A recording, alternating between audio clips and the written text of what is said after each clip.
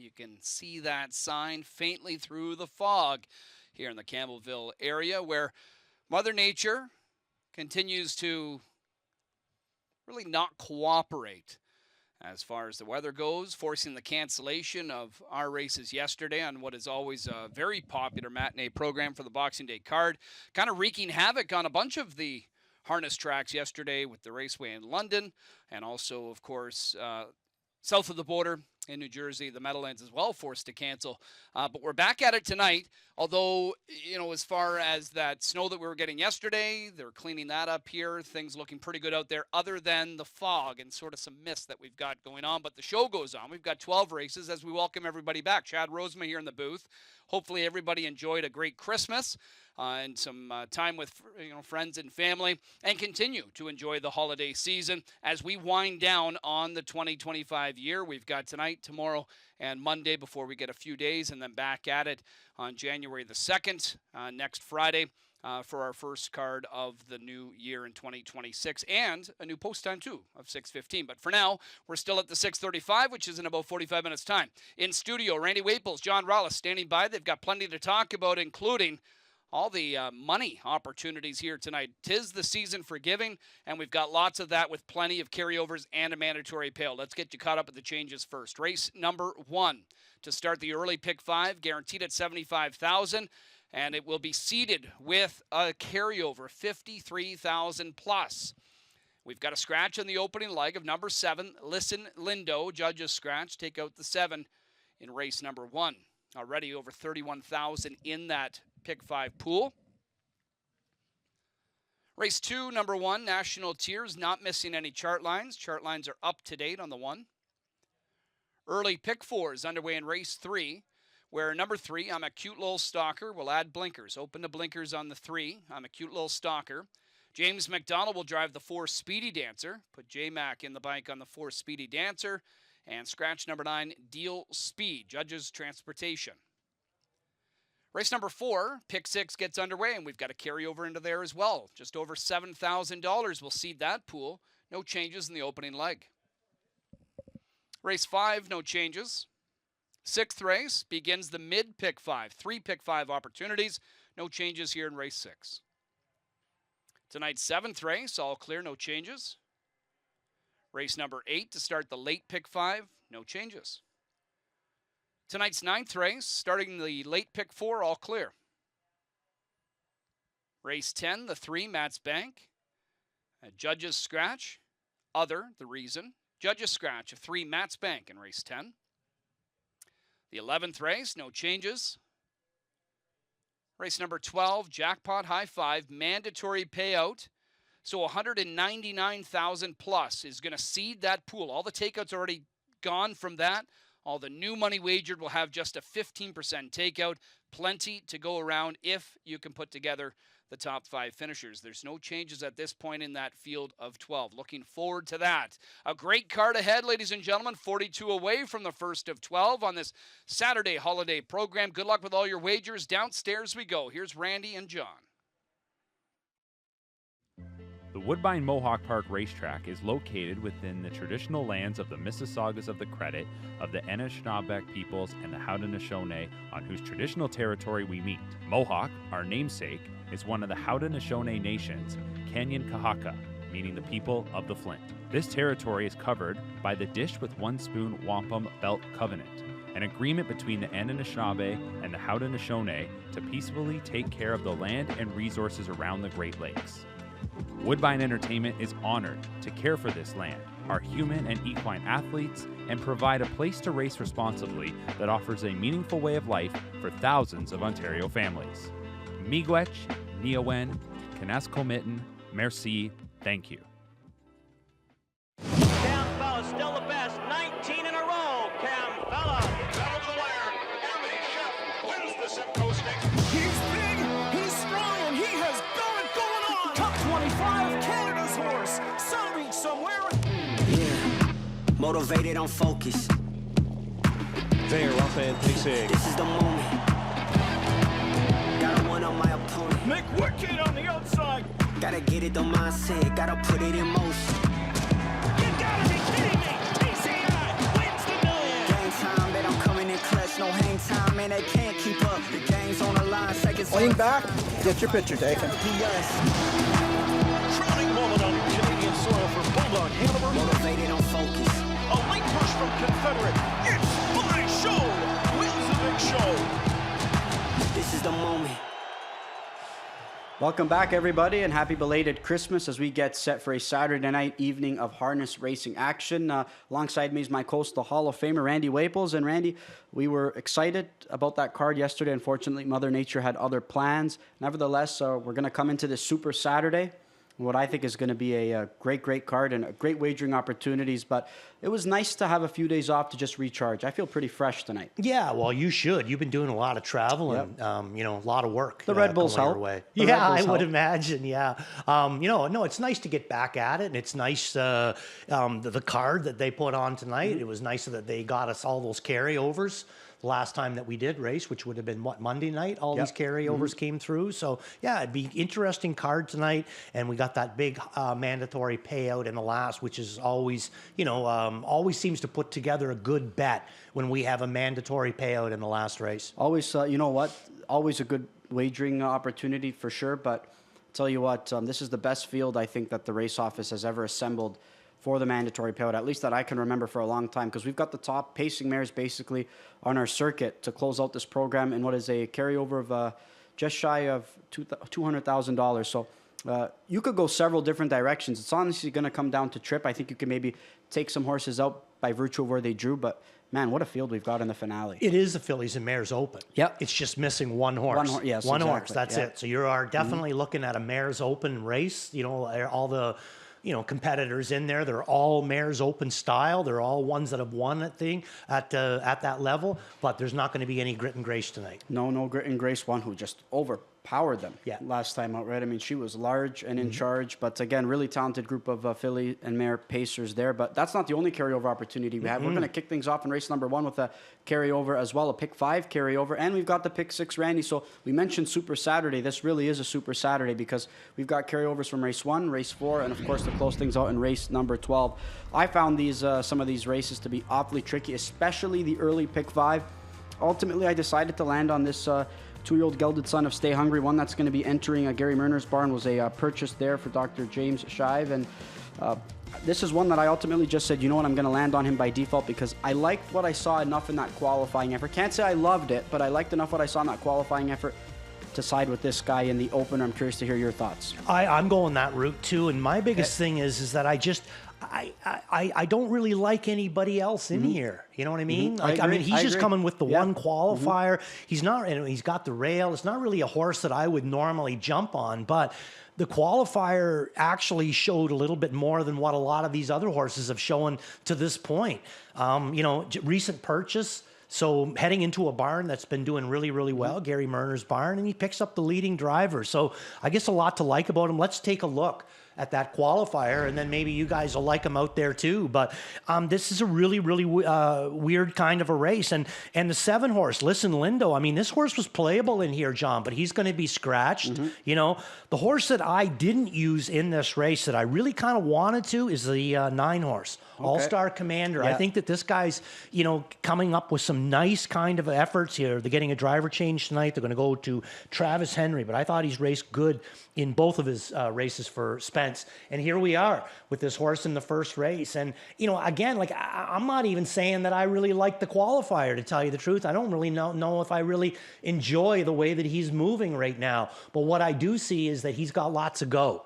You know what I mean? Maybe aesthetically he's not really pleasing to my eye, but he's got lots of go. I don't see anybody else really in here that bothers me. So the feast is how I'm going to start this off. Completely agree. It's process of elimination for me. And for me, nobody else really kind of stood out, as you mentioned. There's some horses that I think could race well. I think Crazy Horse Creek could race well. Lou Nose could race well. But the feast for me, obviously the steering didn't look all that perfect in that qualifying effort, but you have to figure that Gary Murner is going to have this guy in tip-top shape tonight. And again, not too many maybe strikes against him, right? Just 2 lifetime starts. This is going to be a career start number 3 for him, coming off that qualifying effort. Again, you can see it's a sweep of the handicappers, and I'm not going to try and beat him here in the open. I'm just going to pray that he's good enough to get the job done here, but it seems like he's definitely going to go off as the race favorite. Late for Coffee, taking some support at 3-1. Look, I think this is a horse that we know has the ability to put forth a good effort. I think that he's been inching closer.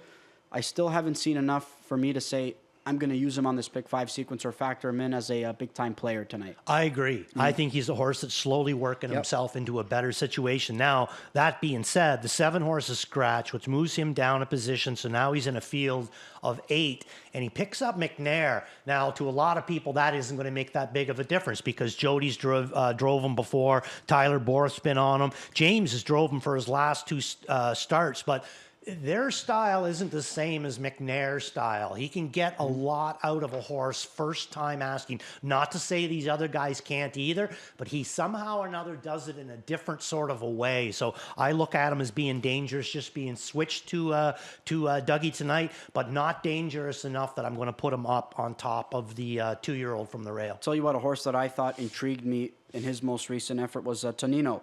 Came first over, got away in a decent spot last time out, came first up, didn't have a chance to work out any sort of cover, and then suffered a little bit of interference there, and he ended up fading to 5th. I thought that was a good effort, though. I think a horse that, not really one that can do the heavy lifting, having to go first over.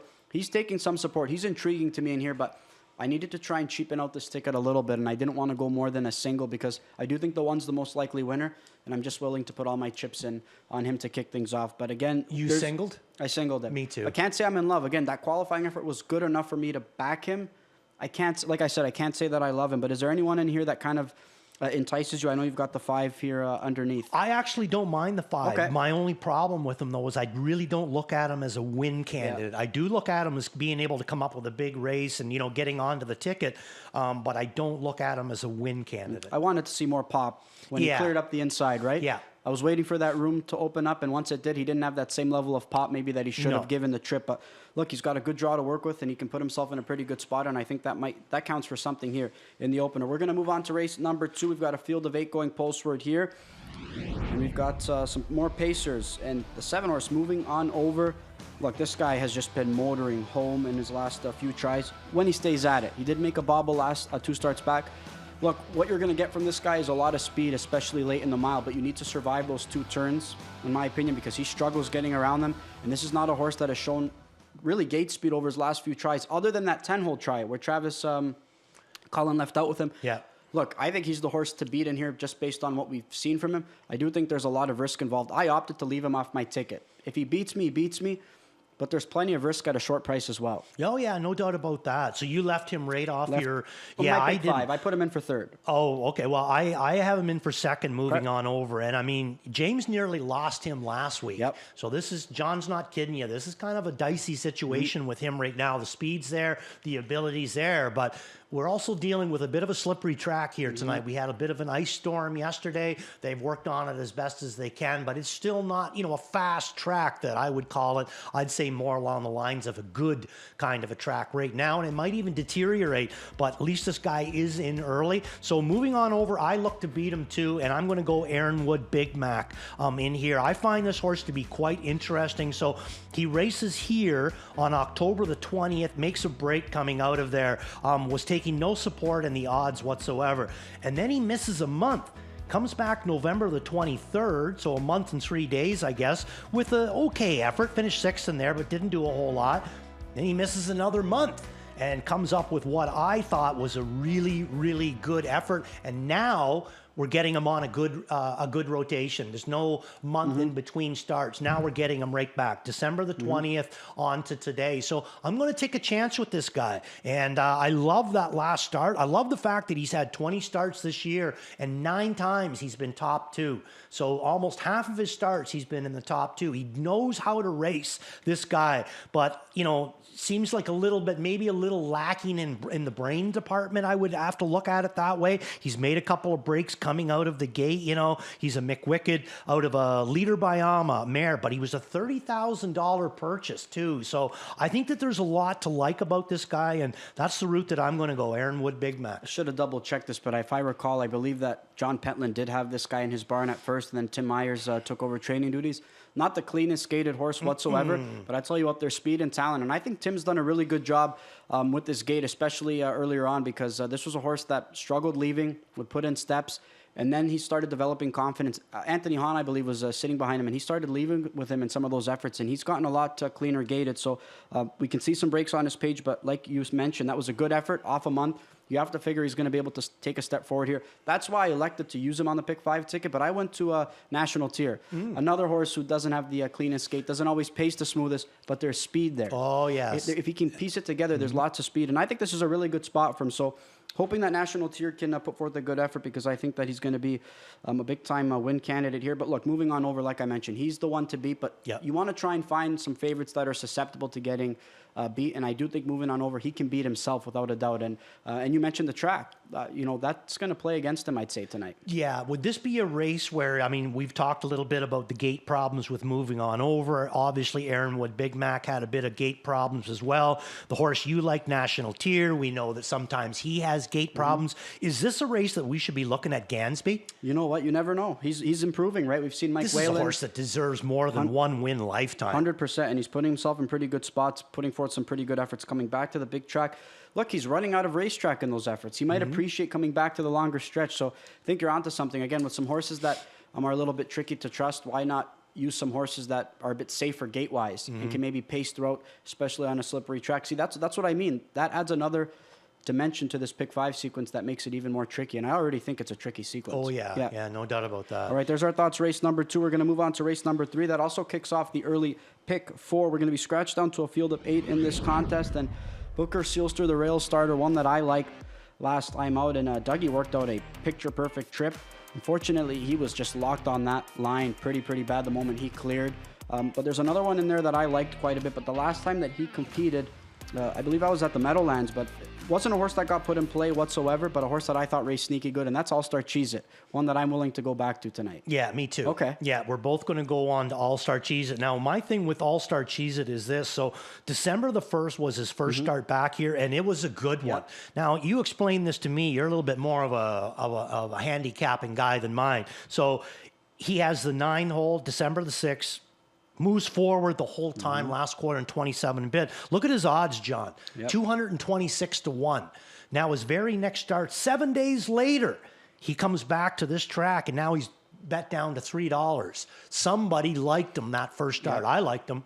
I really liked him, and I watched him hard that second start, and to me, locked in again with good effort. So let's take a look at All-Star Cheez-It, this last replay of him. Like I said, I have him down as live on end. So David Kelly will be driving this guy. David Kelly, like really, I'm starting to really kind of pay attention to this guy.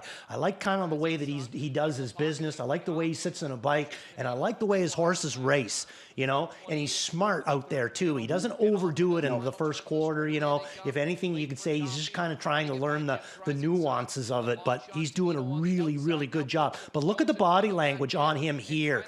And this is the same way as he was the start before. So this is 2 weeks in a row that he gets looking for a spot to apply this horse, and they're just everywhere he moves, it's another blind switch. And at all times does this horse look live, and he only gets beat 4 lengths. I say he easily makes that up if he gets through either one of those times, if he gets a clear path. So this is a couple of weeks for him now. He is going to have a little bit of a stale date, but that doesn't bother me with him. I don't think he's going to try to overdo it with him. I just think he's a dangerous horse in here, and I'm willing to give him a chance. Completely agree. Just hope that he gets clearance tonight. Yeah. Hoping he can float out of there, work out a trip. I don't think, given those last 2 efforts, from the 9-hole that time, 2 starts back, I figured, this is a horse that likely needed one. Coming off a couple of qualifiers, had the 9-hole, and he raced really well for a horse that needed that start. I expected, obviously, a cleaner trip in start number 2 back off the bench, but things didn't work out. But tonight, I think tonight we're going to see a much better. And if he's not good enough to win, he's not good enough to win. Right. But I think we're going to see him, get some clear racetrack tonight, and we're going to see if he can convert here, because that's a horse to me, like you mentioned, inching closer to getting his picture taken. So I'll start Cheez-It the way I'm going to go. But Booker Sealster, I think second start now for driving with Doug McNair in the bike. I think this is a horse that's going to show improvement. Raced well, but again, just locked on that line pretty bad. And ultimately, that was the difference. It's just he wasn't able to move maybe more forward than he should have off that trip, because he really should have converted off that trip. Yeah, and then he comes into the rail, so that can be tricky too. Where he gets some way, especially if he's up on a line. So I'm going to throw him in for second, but I'll start Cheez-It. We're going that way, John. What do you make of Speedy Dance? We're going to get James McDonald in the bike now. This is one that we get a late driver change here, early enough before the pick 5, without a doubt. But I think that's going to add some intrigue now, leading the circuit's top driver. Normally I would look at his lines and I'd say, I don't care, who's driving him. But I've seen so many times James do this. You just take a horse that you really don't think he has any chance, whether James picks him up or not. And guess who gets him to the winner's circle? James. So any of the James McDonald fans out there, take a good. You might want to take a serious look at this 2-year-old. And this is a Century Pharaoh. And for those out there that watch the show a lot there, I'm a big fan. He hasn't done much this year. He didn't have a whole lot of babies, but what he did have that he brought out there, they wanted to race. So I'm a big fan of Century Pharaoh as a stud. All right, there's a look at race number 3, and we're going to move on to race number 4. And we spoke about multiple carryover opportunities. This is going to kick off that pick 6 carryover. I believe just over 7 and change or 8 and change, but another really enticing sequence nevertheless. Field of 10. This one's a bit tricky. Morning line favorite JJ Xavier. Look, he's dropping down in class. I think he should really benefit from it. He was bet down quite a bit last time out, though, Randy, to the tune of 2-1. I found that to be very perplexing. He was raced aggressively in that spot and unfortunately faltered. Look, he should benefit from taking a drop down in class. I can't use him on top with confidence. I just expected a little bit more of him in that spot, or finishing up a little bit better. Where did you go? Where did I go? I went to Montana Slim, one that I'm intrigued. Spoke about Dave Kelly again. I think what you mentioned is completely spot on, though, Randy, about a guy who's trying to just get acclimated to the track surroundings, to just kind of the stock itself, right? This is one that he also trains, and look, he's got another good draw to work with. He probably needed that start on December 14th. Raced good. And last time out, he drew the 9 holes. So you have to figure, what's he going to do from out there?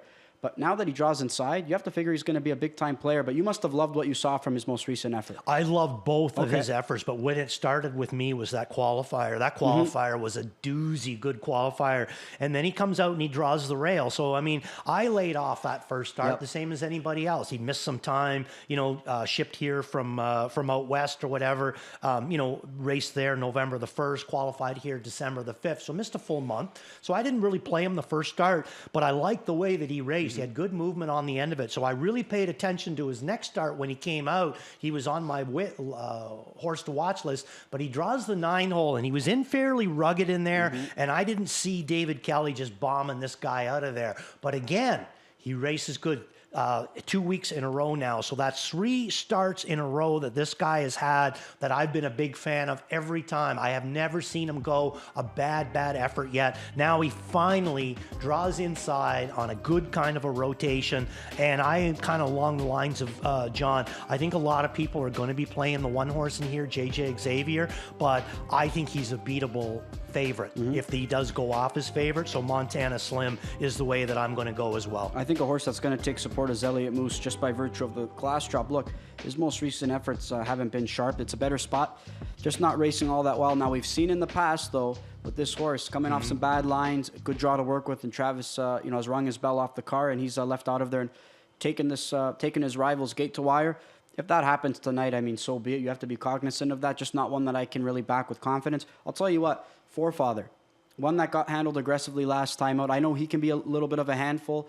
Billy Davis just let him rattle, and he tired, but he went some quick panels on a night where front-end speed didn't typically hold, and you always mention it, when horses get tired, they can really benefit from it, and we saw it again from Daffy Hanover. How good was she a couple of nights ago? A horse that never wants to go by, and won by as many as she wanted. So I think this is one.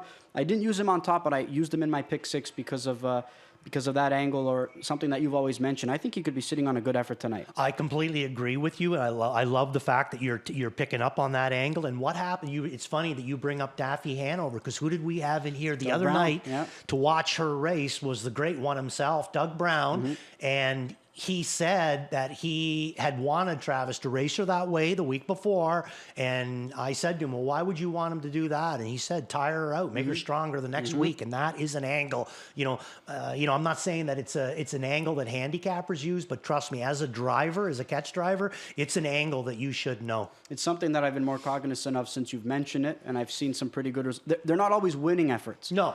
but the efforts improved the start after. And look, with Forefather, you don't have to sell me on the speed. We know he's got the speed. He's got corks. He's not the easiest horse to handle, but the fact that Billy Davis was able to display some gate speed last time out, if we see that again and he can piece it all together tonight, that's not one that I want to let beat me there, especially with the mile or a mark of 50-1 in his career. So that's going to kick off that pick 6 sequence, race number 4. We're going to move on to race number 5. That's going to close out this early pick 5. Again, a big carryover going to this opening pick 5 tonight. And we've got a field of 10 going postward here. Randy, I can make the case for several in here. I went 6 deep in my pick 5 ticket. HF Pan Shadow looking at another victory to his belt. He's won 3 out of his last 4, racing really consistent. But I think this race is going to come down to trip, and I don't know who's going to get that winning trip. That's why I went so deep. What say you? I agree with you. I didn't even use HF Pan Shadow in mine. It was a great effort in his last start. But, a few things that I would take away from it. Number 1, he had to come first over. And number 2, he's on top by a length and a half, halfway down the lane, and he wins by a nose. Yep. This was a tired horse. Now, is he going to be tired where it improves him the next week? I don't see it being that kind of a way. I just looked at it as a horse that, Dougie made the right move when he made that move, and to me, he needed the wire. I think there's maybe better horses in here. Even though he's racing amazingly well right now, I think there's a little deeper horses in here, so that's where I'm going to go. But my top pick is not going to be one of these horses from the outside that I think is going to be tough in here, this 8, the 9, and the 10. I'm going to go the 4 horse in here, Showstop. Okay. Again, David Kelly, I like the job that he's doing. I'm hoping that he's going to have a big night. So now this is one of the ones that he's brought from out west, and he's already had a win with this guy at 32-1. He was able to beat St. Lad's Beat It, Tricky McWicky that night. His next start, to me, locked in solid. And then his next start, 10-hole, went to the back. But again, to me, he was live. So again, like the other David Kelly horse that we showed you that Ken Skinner, I think, trains, this guy has been locked in 2 starts in a row, and now he has a much better draw to work with. I think this guy is ready to go. So let's take a look at Showstop. You can see him with the 10-hole last week. Dave just went to the back with this guy. Look at the ground that he's already giving up, heading into the 3/4 pole. But I like the way that he races. I like the body language, too, on Mr. Kelly. He doesn't seem to me like he ever gets too excited out there, just kind of like lets them do their racing. Does he have any go on the end of it? He gives him a couple of taps here and he starts to move forward, and again, a couple of little taps and he starts to move forward again. Every time he asks him to go forward, he goes forward. He gets up on James' back, has to move off his back. James is going one way, he's going the other way, and then right down in through here, he gives him a little tap, and he is really live down through here, and especially on the run out. I think this horse has been raced, easy for a couple of starts because of the classes that he's had to be in against. Now he drops right in against straight claimers. I think that this maybe in David's eyes, this is a little bit of a drop down. It's a Captain Treacherous out of a rock and roll Hanover mare that is bringing 23 wins to our circuit. So I'm going to take a chance with Showstop. I think this race could go several different ways, but I tell you what, you mentioned about this horse being able to make up ground. That line, when he got the job done on December 7th, it doesn't do it justice. Bad interference? Just bad interference, and he made up so much ground. He had no business, getting to the wire in that effort. So I was expecting a more aggressive approach in that following effort, in that pop-up series, just given what he showed 3 starts back. Unfortunately, we never got a chance to see him have any clear racetrack whatsoever. He was locked in, like you mentioned, for dear life. I was expecting a good effort from him, and he wasn't getting bet in that play, in that spot, but I tell you what, again, just given that winning effort to start prior, I thought that he was going to be sitting on a big one, and then you drop post 10 the week after. I mean, just tough to drop post 10 in that spot, a horse that hasn't flashed much early gate speed, but I think Showstop, if they mix it up, look out, because he's got some wheels on the end of it, and that's why I included him in my pick 5 for sure. I didn't use him in my top 4, but I tell you what, no strong opinion for me in this sequence. But this is a tough race. Really tough race. Yeah, it is. Really, really tough. What's your thoughts on Kyle's art? And the reason I ask is because obviously, he had the 1 qualifier back. They did nothing with him the first start, but last week they put him into play from the 9 hole. Like they thought that he would be good to go. Now, showed a little bit of tiredness on there, back quarter in 30 seconds. I got him down as a +1, but if they got a good training and he gets the right kind of trip, he could start to be a little bit dangerous. this again. He showed improvement, but how much more improvement is he going to be able to show here with a bunch of horses that are racing pretty well? So that's a competitive way to close out that early pick 5. We're going to move on to race number 6. That kicks off the mid pick 5. 3 pick 5s this evening, and we've got a field of 8 here. And you mentioned the horse earlier on, Randy, off camera, Captain Fear Not. How good of a job has Billy Davis done with this son of Captain Crunch, and Kyle Fellows taking over training duties here for Paul Reed over his last several starts. This guy's been racing so well, and I tell you what, he hasn't been winning in the Open, but he's been racing extremely well. Do you remember when he raced as a 2-year-old and he won and he got thrown out because he was just so crooked? And I think Greek was driving Chris him. Jr. drove him, yeah. But right away you could tell like this, there was something here. There's something with Captain Fear Not. Now I've said a couple of times when this guy was racing in the Open, I would pick him out, on the bottom of my ticket, 3rd or 4th, and look when he was in the Open, 3rd, 5th, and then his last one was at 8th. And I always said the same thing. I don't look at him as an open horse at this point, but what I do see him is he has open speed. He has got speed, and that open speed that he carries, he brings it down into this class. He's going to make a few of these guys yodel trying to keep up to him. So Captain Fear Not, we got a replay of him in that last start, and he again goes to the back, doesn't do much in the early part, but last half in 54 flat, last 3 quarters in 122 flat. So let's take a look at Captain Fear Not again with this wicked speed that this horse possesses. And I agree with you too. I think that Billy Davis has done a really good job with him, and I also think too that Kyle Fellows taking over the training on him, it's worked out well. He was racing good for Paul Reed, but obviously he's racing good for Kyle Fellows as well. Which way did you? I went Captain Fear Not as well. Beautiful. But what we're seeing from this replay, I mean, the line looks good. The replay was a strong one as well. But it's almost similar to what we've seen from Arbitrage Hanover in the sense of they race so well, they work their way up in class, and Billy hasn't over-raced them to the point where they're going to lose confidence or maybe come back tired. He's been racing every horse that has stayed sharp accordingly. Look, it's tough, right? I mean, you've got a live racehorse. You want to give them a chance, but you want to be smart about giving them a chance, is what I feel, right? And I think Billy Davis has exemplified exactly that with some of these horses that have been moving up in class, and I think there's a reason they've stayed sharp and have been able to capitalize on these class drops, and I think we're going to see that here with Captain Fear Not tonight. I agree with you. I think that he is going to be really live in here. And that replay that we showed you, that was non-winners of 15,000. Tonight it's another drop. So, even that bunch that he had to face off with against last year, he doesn't have to, last start, he doesn't have to face off against the Dublin Dashers and those types. So I think he's even in a juicier spot tonight. A-Class Yankee, a horse that I think has been racing well, but it's tough because you drop down to that non-winners of 9,000, you take on the likes of the Dublin Dashers, the Poseidon Sealsters, the Pacino Hanovers, and then you have to come back to this level, and you have to take on a horse like Captain Fear Not, who drops down in class. This is a horse inching closer to a victory. He's good enough to be competitive versus these. That's why I've got him underneath. I don't know if he's ready to pop up with a winning effort here, but look, this was a horse that won the, was it the Niagara Series last year? Yeah, I think it was. Or the others? Valedictory, sorry. Valedictory. He won the Valedictory, the Niagaras for the Pacing Fillies. But he won the Valedictory, and this is a horse that has taken on tougher company as an aged horse, but has raced really well. Look, the wins don't really, stand out to you. 3 wins and 22 tries, but the efforts have been good, and the competition has really taken a step forward. So this is one I think is inching closer to a victory. Now, what do you make of what you're looking at, though? Outside draw last time out, I think that was how could you win from out there, in my opinion?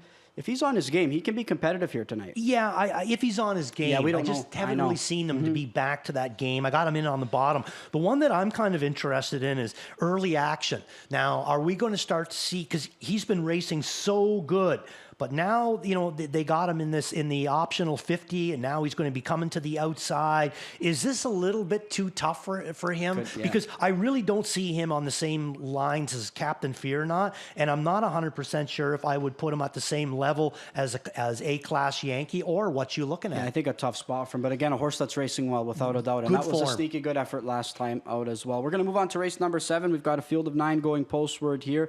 We've got a sharp horse as well that we're going to get a chance to highlight as well, and that's Bayesian Firefly.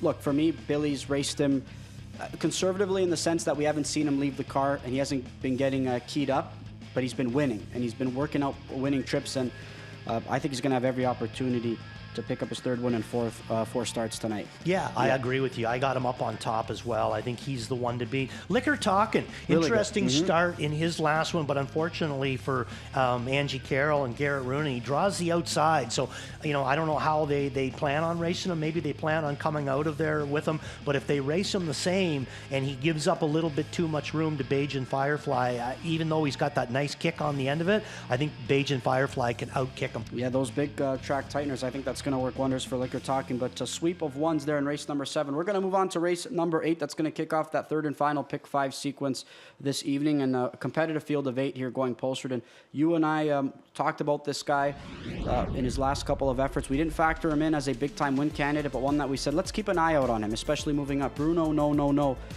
I tell you what, JR booked off the 3-5 favorite in that spot, Miraculous Desby, one that I figured was the most probable winner in that race, to take Bruno, no. And I tell you what, the son of all bets off. These two have just been a perfect pairing, and Gabby Sasso's got him clicking on all cylinders right now. Okay, well, Bruno no is also the route that I'm going to go in here.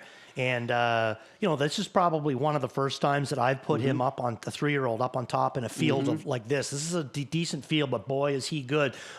Let's take a look at the replay. You like this horse every bit as much as I do, so you carry on with Bruno no. I've backed him in the past, but I didn't back him when he put forth that gate-to-wire winning effort. But I tell you what, everything changed the moment that JR fired him off the wings of the gate.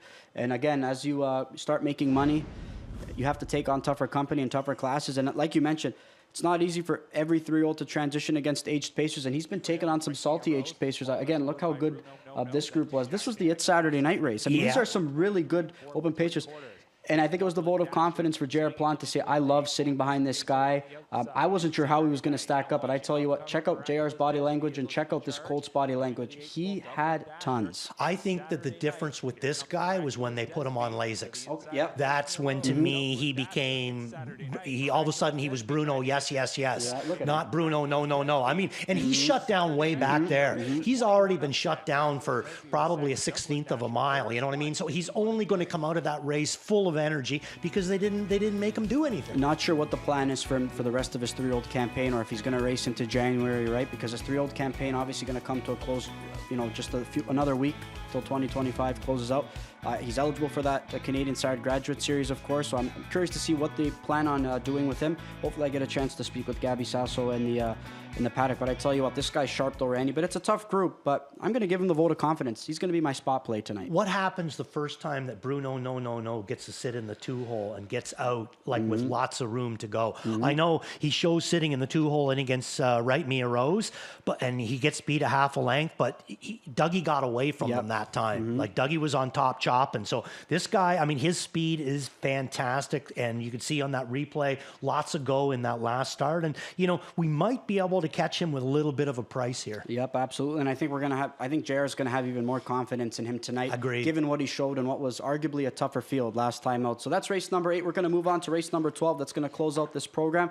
And that's going to be one of our bread and butters this evening. The mandatory payout, just shy of $200,000 carried over into tonight. And what a field that we've got here for this mandatory sequence. Field of 12. Here, and we've got so much more is going to be the morning line favorite here at 3-1. Can't really knock her effort last time out. That was a tough trip against the circuit's top mare right now, Grit and Grace.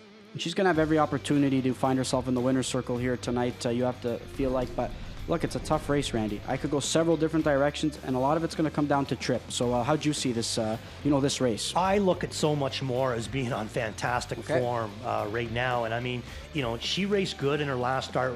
We're going to show you the replay of the December the 20th. She suffered interference going around the first turn when she was out 3 deep, but she ends up putting up a good kind of an effort. And what I really liked about this effort is the fact that she went into this race on a 15-day rotation. She'd missed 2 weeks between these races, so I don't think that we were getting the best of her on the 20th, but now she's dropping from the Fillies and Mares Open down into the non-winners of 15. There's a lot of them that are coming with her.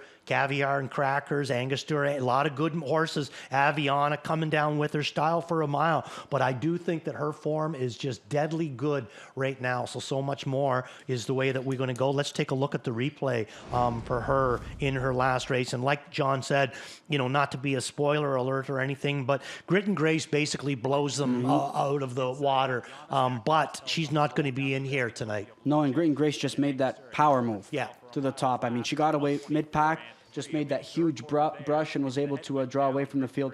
But a nice effort there by So Much More, who was best of the rest. I think the biggest thing that she's got going for her tonight, she's so much better when she races a week later. Yes. When she's back on regular rotation. Like for me, I don't mind horses being off 2-3 weeks, depending on the barn or depending on the horse. But I tell you what, this is one that I like to see her racing week in and week out because she's sharp. 7-day rotation for her specifically, Randy. I think we're going to see a good effort from her. I didn't use her on top because there's one tonight that was in that. I think she was in that replay too. Was Aviana. I'll tell you what, Aviana raced pretty well. She suffered a little bit of interference there on your top selection. Just put a little bit of a bobble. Style for a mile. I think that, interfered with her a little bit. But I thought that was a good effort. Left out hard. Had a little bit on the end of it. I went to her on top. But I used both mares on the top spot on my high five because I respect So Much More being back on a regular rotation. I respect her as a mare. But I think Aviana showing that little bit of gate speed last time out, having a better draw to work with tonight, you have to figure Tyler's going to be, bolting off the car here tonight in the spot again. I would have to think that, he's going to be getting her out of there in a good position. She certainly has shown that she deserves a chance against them anyway.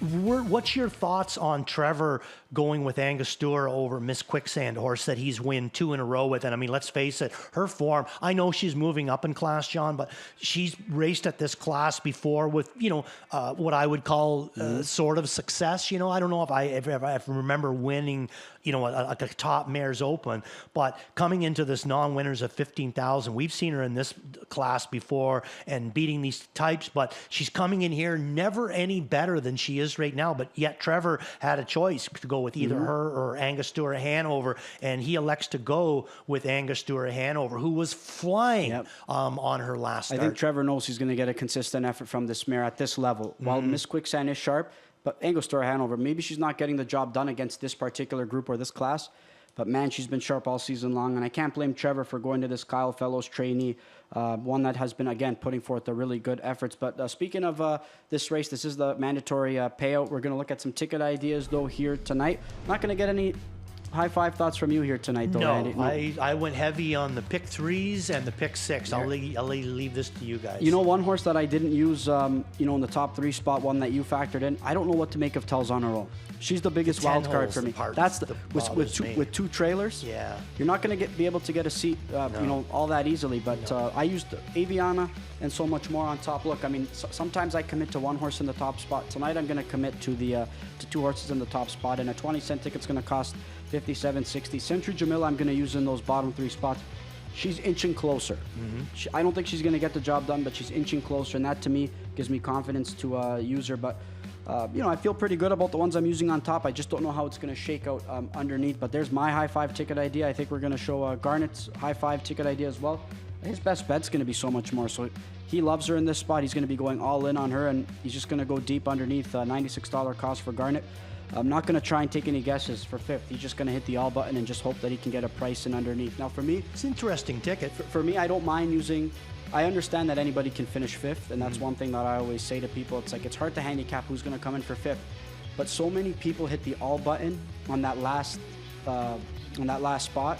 So you're really not getting as much value as you should be because it's a common theme, right? So it's pretty much diluted. So if you want to try and find some horses that you think can hone in on that 5th spot, you're going to get a lot more value, and especially if you can maybe capitalize. Yeah, because again, that's just a popular default. Right. Just put it together for the first 4 slots, hit the all button in the 5 spot. It's my dad does that all the time. He loves hitting the all button underneath. I keep telling him, what am I trying to teach you here? Just, start structuring these a little bit better. Not that I'm the best at structuring tickets, but you're just, you're being like everybody else, trying to instill some creativity there. They never stop learning even after 40 years, though, I tell you what. I'll tell you, if I was putting a ticket together, though, I would have keyed So Much More on top. Yeah. I know you really like her in this spot. But, okay, those are some mandatory high five ticket ideas. But let's look at some of our plays of the night here, Randy, and you mentioned some of these already. Oh, well, this John. Look 3, at 4, that. 5, 6 race. Hey, look You at that couldn't little find- combination you right could- there. You couldn't find a fourth Dave Kelly starter to make it a sweep? I tried. did? I Oh, that would- tried. oh, really? I Okay. tried. Yeah, so All-Star Cheese, it's going to be Waples Watch, Dave Kelly. right. Beat the favorite, Montana Slim, Dave Kelly. Worth a look, Showstop, Dave Kelly. And All In is going to be Okay. Captain Fear Not, and that's going to be Mr. Billy Davis. You and I both on the same page with my with our all-in. Captain Fear Not, my all-in. My Beat the Fave national tier, I'm going to give him a whirl in race number 2. Spot play Bruno, no, one that you really like in this spot. And my rebound's going to be Lose World. Look, his effort wasn't a strong one last time up, but he's going to be reacquainted with Jody Jamieson. I think 13 career drives sitting behind Lose World. He's had 5 trips to the winner's circle. So I'm hoping maybe the fact that he just got tired last time out, was on the engine on a tiring track. I'm hoping he can bounce back, but I didn't like that 32-second final quarter, though. I'll tell you one thing. That for sure. That deterred me a little bit. But some other plays, plays of the night from our resident handicappers, Garnet Barnsdale, Ghislaine Paquette, and Kevin Ploucha, all providing some opinions here tonight. So, look, 12-pack tonight, Randy. Lots of carryover opportunities. They're going to be coming out for race number 1 momentarily. And I'm excited for it. Oh, yeah, absolutely. Saturday night with multiple carryovers, John. All right, so we do have a lot of carryover opportunities, but something that we do want to mention as well is new post time change in the new year. So post time is going to be moved even earlier to 6:15. I don't mind that whatsoever. I'd like to change to 6. Is it 6:45? Yeah, 6:45. I'd like to change now, make it a little bit earlier. Just gives a little bit more leeway. You know, horse people work hard enough. It's nice to have a little bit extra time. To get home sooner. I'm curious. I'm really excited about the earlier post time change. Look, we saw Hoosier go to 5:30. Yeah. I like it. What about you? I like it, but my only thing, though, is that I'm a bit of a traditionalist, and I think that if it says 6:15, then we should be going off at 6:15. I know that that's not the way it's done anymore, but like I said, I'm a traditionalist. When it said 7:45, we were racing at 7:45. I don't think you're the only one who has that gripe. I'll tell you that much. I think a lot of people share the same sentiment as you. But all right, we're going to get set here for race number 1 momentarily. Again, pick 5 carryover starts right now, and the pool's going to be a big one.